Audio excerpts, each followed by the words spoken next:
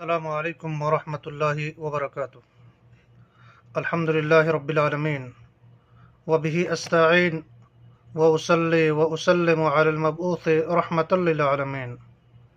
نبینا محمد وعلی آلہ وصحبہ ومن سار علی نہجہ الی یوم الدین، اما بعد۔ معزز برادران اسلام وذی عزت سامعین کرام، اربعین نووی کی احادیث کی شرح کا یہ سلسلہ الحمدللہ جاری اور ساری ہے۔ آج پھر سے ایک اہم موضوع ظلم کی حرمت اور توحید کی حقیقت کے تعلق سے ہم آپ کے سامنے حدیث ابو ذر غفاری رضی اللہ تعالی عنہ اور اس کے مختصر شرح کے ساتھ حاضر ہوئے ہیں۔ اللہ تعالی مجھے حق بات کہنے کی اور ہم سب کو حق بات سننے اور کہنے کے بعد اس پر عمل پیرا ہونے کی توفیق عطا فرمائے۔ معزز برادران اسلام، یہ حدیث بھی انہی احادیث کا ایک اہم حصہ ہے کہ جس کے اندر شریعت اسلامیہ کے بہت سارے قواعد کو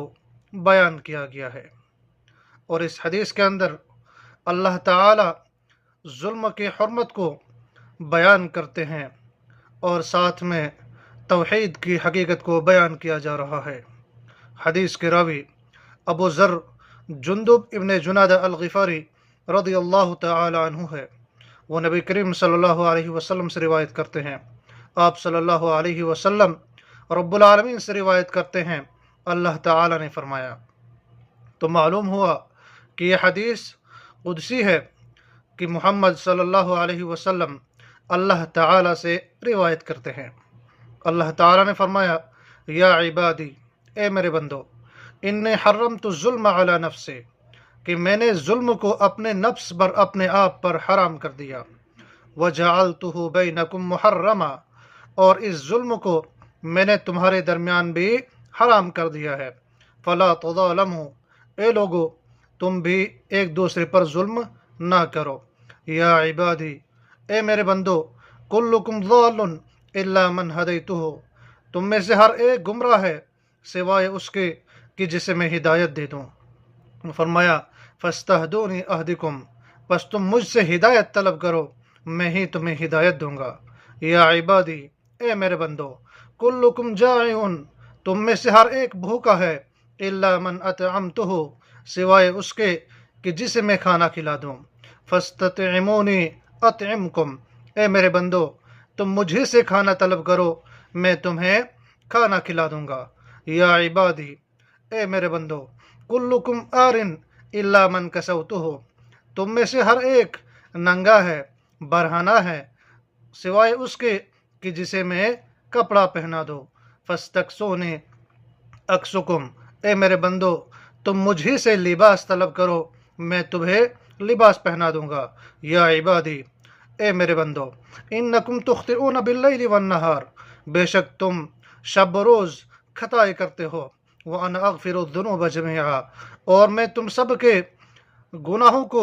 معاف کر دیتا ہوں، تمہارے سارے گناہوں کو بخش دیتا ہوں۔ فاستغفرونی اغفر لکم، اے میرے بندو تم مجھے سے بخشش طلب کرو، میں تم سب کی مغفرت فرما دوں گا۔ یا عبادی، اے میرے بندو، انکم لن تبلغوا ضری فتضرونی، اے میرے بندو تم مجھے نقصان پہنچانے کی جتنی بھی اگر کوشش کریں گے کہ تم مجھے نقصان پہنچاؤ، ولن تبلغوا نفعی فتنفعونی، اسی طرح سے کہ اگر تم مجھے نقصان پہنچانے کی کوشش کرو گے تو تم مجھے نقصان نہیں پہنچا سکتے، اور اسی طرح سے اگر تم مجھے نفع پہنچانے کی کوشش کرو گے تو تم مجھے نفع نہیں پہنچا سکتے۔ یا عبادی، اے میرے بندو، ان اولکم وآخرکم وانسکم وجنکم، اگر تم سارے کے سارے انسان، تمہارے پہلے والے بھی اور تمہارے بعد والے بھی، اور انسان بھی اور جنات بھی، کانوا علی اتقى قلب رجل واحد منکم، کہ تم میں سے سب سے زیادہ اللہ تعالیٰ کا تقوی اللہ تعالیٰ کا خوف، اس کا تقوی رکھنے والے انسان کے دل کی طرح ہو جائیں گے، ما زاد ذالک فی ملکی شیئن، تو وہ میری سلطنت میں کوئی بھی اضافہ نہیں کر سکتے۔ یا عبادی، اے میرے بندو، لو ان اولکم و آخرکم و انسکم و جنکم، اے میرے بندو، اگر تمہارے اول اور تمہارے آخر اور تمہارے جنات اور تمہارے انسان سب کے سب جو ہے کانو علی افجر قلب رجل واحد منکم، کہ وہ تم میں سے سب سے زیادہ فاجر قسم کے انسان کے دل کی طرح ہو جائے، ما نکث ذالک فی ملکی شیئن، تو وہ میری سلطنت میں کوئی بھی نقصان نہیں کر سکتے۔ فرمایا یا عبادی، اے میرے بندو، لو ان اولکم و آخرکم، کہ اگر تمہارے اول اور تمہارے آخر جو ہے، و انسکم و جنکم، اور تمہارے انسان اور تمہارے جن جو ہے، قاموا فی صعید واحد فاسألونی، اگر وہ ایک جو ہے چٹیل میدان کے اندر بھی، ایک میدان کے اندر بھی وہ جمع ہو کر مجھ سے مانگیں گے، فاعطیت کل انسان مسألتہ، تو پھر میں ہر انسان کو اس کا کیا ہوا سوال جو ہے عطا کر دوں گا، ما نقص ذلك ما مما عندي الا كما ينقص المخيط اذا ادخل البحر، اگر تم سب مجھ سے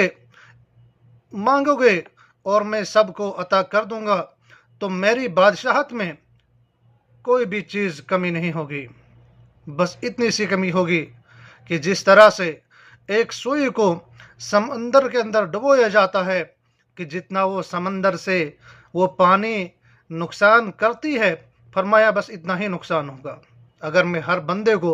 اس کا مانگا ہوا بھی عطا کر دوں گا۔ یا عبادی، اے میرے بندو، انما ہی اعمالکم احصیہا لکم، یہ تمہارے ہی اعمال ہے جنہیں میں شمار کر رہا ہوں، ثم وفیکم ایہا، اے میرے بندو، تمہارے اعمال جو تمہارے سامنے بیان کیے جا رہے ہیں، اگر تم جو ہے تم اس کا بدلہ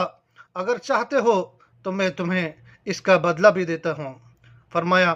پس جو بھلائی پائے، جو شخص بھی تم میں سے کوئی بھلائی پاتا ہے، اسے اگر کوئی خیر پہنچتی ہے تو وہ اللہ تعالیٰ کی تعریف کرے، ومن وجد غیر ذالک، اگر کسی شخص کو جو ہے کوئی برائی پہنچتی ہے، کوئی برائی پاتا ہے، فلا یلومن الا نفسہ، تو وہ اپنے نفس کے علاوہ کسی پر ملامت نہ کرے۔ رواہ مسلم،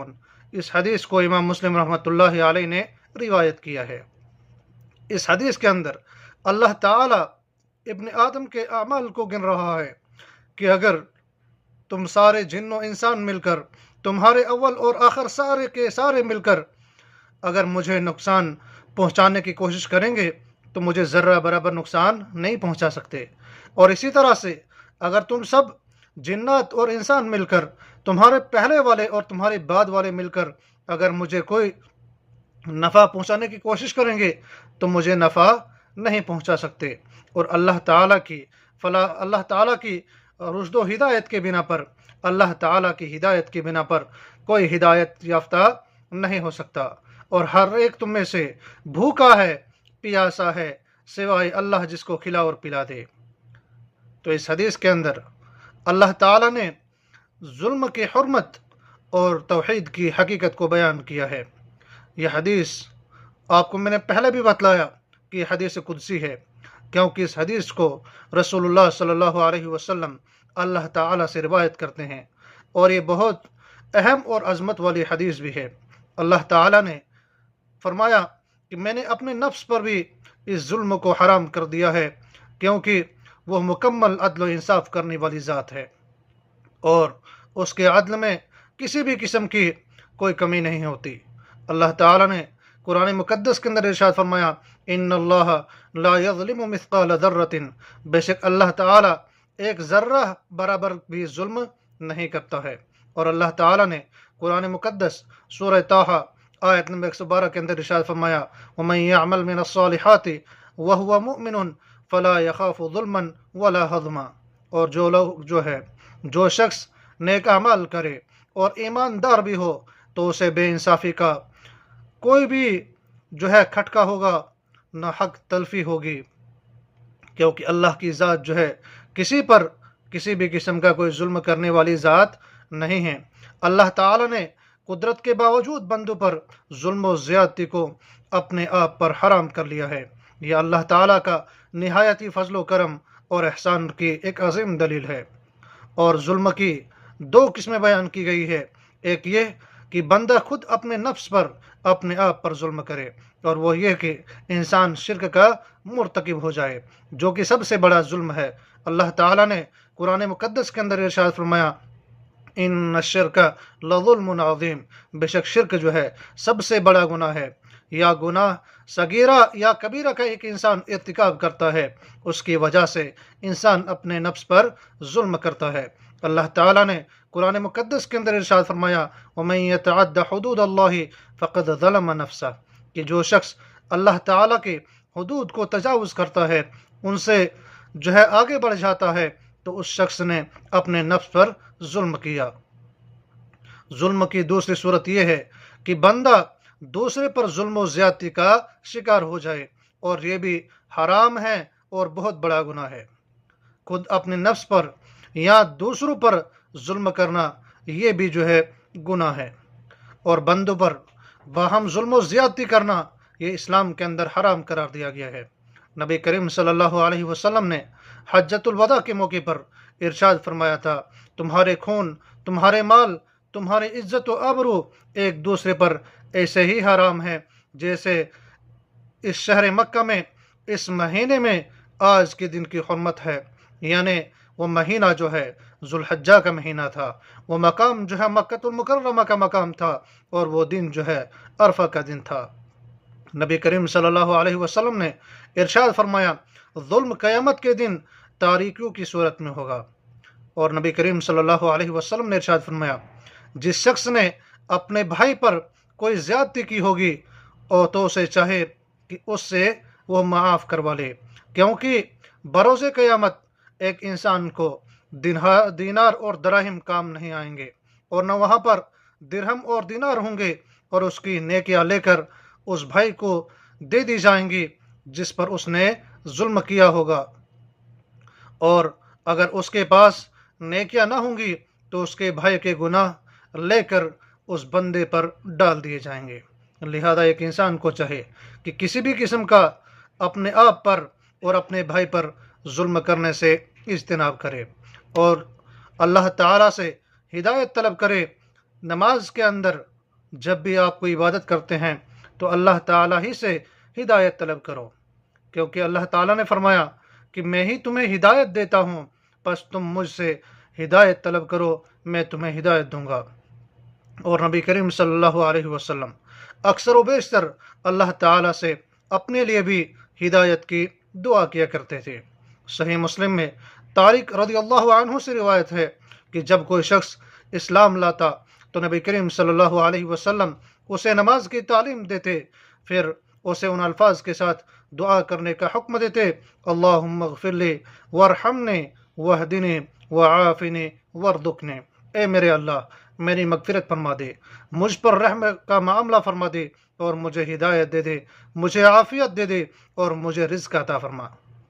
یہ حدیث اس بات کی ایک عظیم دلیل کی حیثیت رکھتی ہے کہ بندہ اپنے دین اور دنیا کی تمام ضرورتوں کا سوال اللہ ہی سے کرے۔ جو بھی اسے ضرورت ہے، چاہے اس کا تعلق دنیاوی معاملات سے ہے، چاہے اس کا تعلق دینی معاملات سے ہیں، ہر وقت ایک انسان کو چاہے کہ وہ اللہ تعالیٰ ہی سے سوال کرے۔ جیسے بندہ اللہ تعالیٰ سے ہی ہدایت اور مغفرت کا سوال کرتا ہے، ویسے ہی ایک بندہ اللہ تعالیٰ سے کھانے پینے اور پہننے کی چیزیں بھی اسی سے مانگے۔ ایک دوسرے حدیث کے اندر رسول اللہ صلی اللہ علیہ وسلم نے فرمایا، تم میں سے ہر کوئی اپنی ضرورت اپنے رب سے ہی مانگے، حتیٰ کہ جوتے کا تسمہ ٹوٹ جانے پر بھی وہ اسی سے مانگے۔ اور اللہ تعالیٰ رزاق ہے، جسے چاہے رزق کی فراوانی عطا کر دیتا ہے، جسے چاہے رزق کے اندر فراوانی عطا کرنے کے ساتھ ساتھ اس کے خزانے کی کنجیاں بھی عطا کرتا ہے۔ اللہ تعالیٰ نے قرآن مقدس کے اندر ارشاد فرمایا، فَابْتَغُوا عِندَ اللَّهِ الرِّزْقَ وَاعْبُدُوهُ، तुम सब के सब अल्लाह ताला ही से रिज्क तलब करो और उसे की इबादत करो। इसलिए जब बंदा मोमिन जो है तंगदस्ती का सामना उसे हो तो वो फ़क्र व मुहताजगी की हालत में भी अल्लाह ताला ही से मांगे, और जब भी उसे कोई परेशानी लाहिक हो तो हमेशा अल्लाह ताला ही से उस परेशानी का इजाला करे, दुआ करे, उस परेशानी से निकलने के सबील मांगे। आदम का बेटा सुबह शाम जो है खता करता है, उसके मुकाबले में अल्लाह की जानिब से आप देखें कि अल्लाह ताला किस तरह से अफू और दरगुजर करने वाला है, बशर्ते कि बंदा अल्लाह ताला से अपने गुनाहों पर मगफिरत तलब करे। हालांकि बहुत सारा फजलो करम तलब मगफिरत के बगैर भी है। एक इंसान को चाहे जब भी उसे कोई ख़ता होती है तो वो अल्लाह ताला से अपने गुनाहों पर बख्शिश तलब किया करे।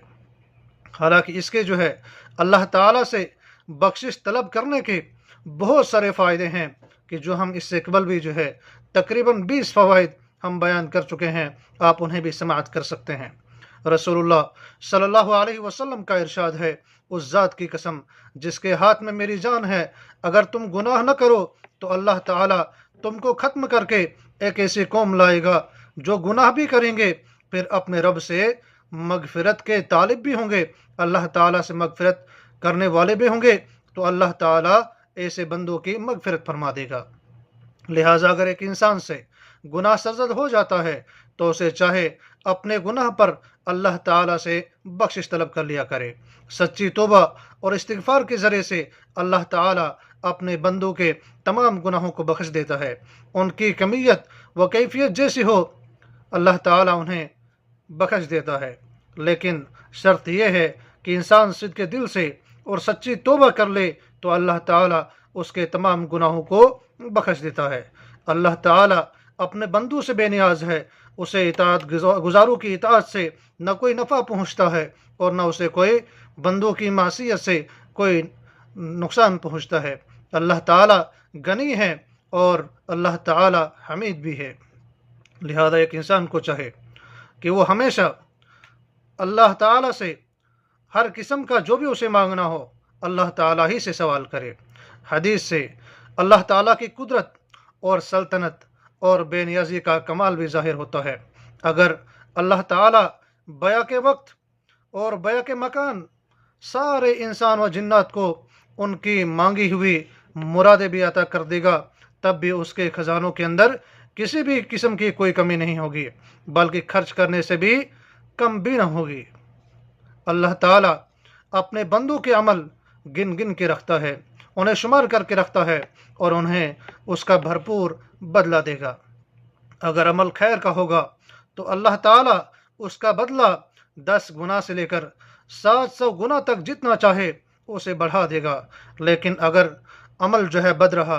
तो उस जैसा ही उसे बदला दिया जाएगा, न ज़्यादती होगी। अलबत्ता अगर अल्लाह ताला चाहे तो उसे भी माफ़ फरमा देगा। यह अल्लाह ताला का उसके बंदों पर फजलो करम और एहसान है। इसी तरह से नेकियों की तौफीक और अमल खैर की आसानी एक अज़ीम नेमत है जिस पर बंदे को अल्लाह ताला का शुक्र अदा करना चाहिए। और नाफरमान के लिए एक दिन ऐसा आने वाला है कि जब वो अपने आप पर मलामत करेगा, लेकिन उस दिन अपने नफ्स पर नदामत और मलामत करना कोई फ़ायदा नहीं देगा, क्योंकि वक्त गुज़र चुका होगा। आज दुनिया में अल्लाह ताला ने अगर हमें मोहलत दी है तो इंसान को चाहे कि अपने गुनाहों से बाज आ जाए और अल्लाह ताला की तरफ रुजू करे। अल्लाह ताला हमें हक बात कहने के बाद इस पर अमल पेरा होने की तौफीक अता फरमाए। रब्बना तक़ब्बल मिन्ना इन्नका अंतस समीउल अलीम।